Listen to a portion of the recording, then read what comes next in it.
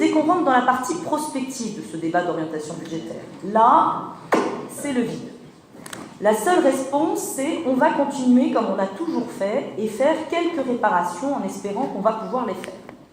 Car, excepté le projet de CTM pour lequel les provisions ont été faites depuis plusieurs années, on ne voit rien venir.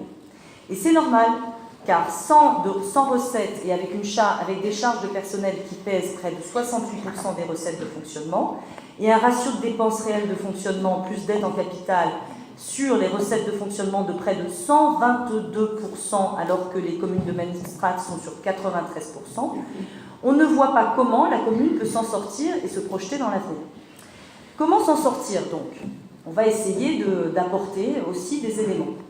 La première solution consisterait, très, mathématiquement, à réduire les dépenses, en limitant les dépenses courantes de fonctionnement et de personnel. Mais nous allons certainement vous surprendre. Nous pensons que depuis plusieurs années, vos services ont été soumis au régime sec.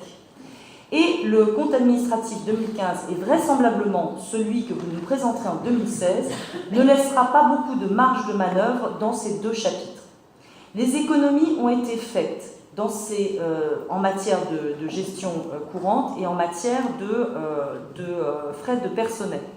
Et nous l'avions souligné en juin dernier, lorsque nous avions examiné le compte administratif, et nous avions vu et nous avions souligné que les dépenses de fonctionnement de personnel n'avaient absolument pas explosé au-delà du GVT, ce qui est le glissement vieillesse technicité, ce qui est tout à fait quelque chose de normal. Car concrètement, si on voulait se redonner des marges de manœuvre, on va essayer de se projeter dans un dispositif. Alors si on dit qu'il faut attaquer la dépense, et qu'on veuille, et notamment le personnel. Donc si on voulait se redonner des marges de manœuvre et revenir dans la strate des communes, dans la moyenne des communes de même strate, c'est-à-dire à 57% alors qu'on est à près de 68%, il faudrait donc limiter, on a fait un petit calcul, il faudrait réduire les frais de personnel de 1,5 million. Ça correspond à quoi? Ça correspond, alors, chargé avec les éléments qu'on a, je veux dire, nous on l'a fait au doigt mouillé, ça correspond à 40 ETP, 40 équivalents temps plein, de personnel. C'est juste impossible aujourd'hui. On le sait, ça ne se ferait pas en un an, et de toute façon, ce n'est pas souhaitable, ce n'est pas possible. On sait quelles sont les charges des personnels dans les services publics locaux et comment ils travaillent. Et notamment, on est soumis à des règles qui ont été plus ou moins assouplies en matière de périscolaire, en matière de scolaire, et de toute façon, ça ne sera pas possible. Alors, quelle est l'autre méthode pour essayer de trouver des méthodes de réduction des dépenses? Alors, il y a la mutualisation, c'est une piste. Nous avons en son temps fait quelques propositions qui n'ont pas été retenues, donc on vous laisse, Madame le maire, et à l'aglo notamment, la possibilité de réfléchir à ce sujet-là.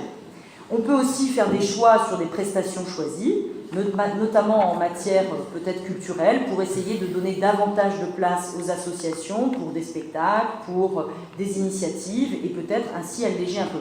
Mais on n'arrivera pas de toute façon à ce gap de 1,5 million qui fait qu'il y a une différence. Donc le second volet, c'est quoi? Si on ne peut pas réduire la dépense de façon très claire et très nette, en fonctionnement, puisque l'investissement c'est une bonne dépense et nous vous retrouvons là-dessus. La seconde consisterait donc à augmenter les recettes. C'est la contrepartie de la dépense. Si on ne peut pas réduire la dépense, il faut donc trouver une solution. Il faut donc analyser nos dépenses en tenant compte de nos recettes. Et à ce chapitre, il est clair qu'en 2016, les recettes de fonctionnement prévues, donc dotation, compensation, fiscalité directe et produit des services, étaient moindres que celles des communes, on l'a déjà dit, puisqu'elles étaient de 1 057 € par habitant, alors qu'elles oscillaient entre 1 214 dans une démarche prospective. On fait du débat d'orientation budgétaire.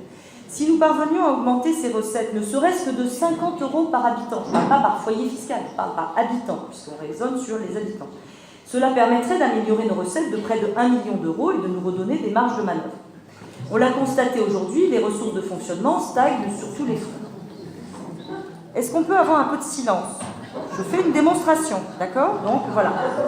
De façon exogène, tout d'abord, les dotations de l'État, qui n'ont cessé de diminuer durant ce mandat, conduit par une majorité que vous avez soutenue,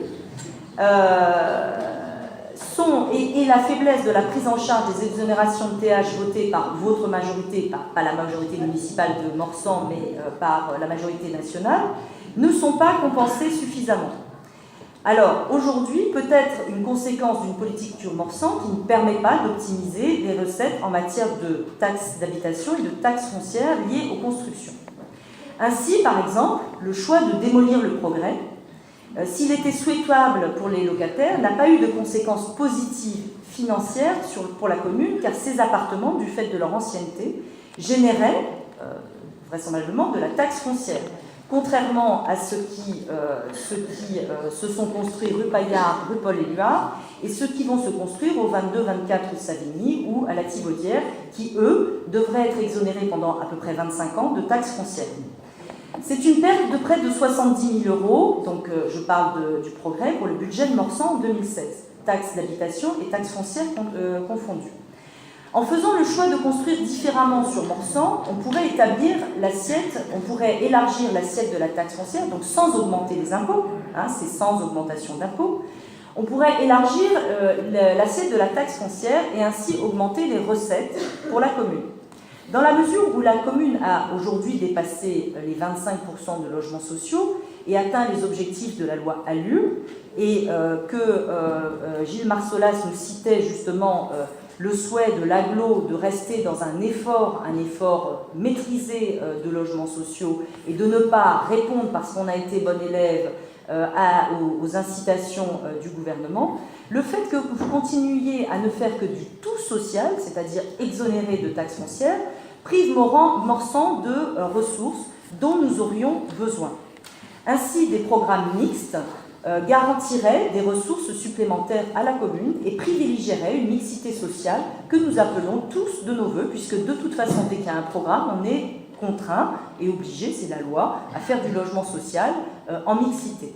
Naturellement, faire le choix de programmes mixtes et respectueux de l'environnement et du cadre de vie de Morsan ne solutionnera pas du jour au lendemain les problématiques de recettes, on en est bien conscient.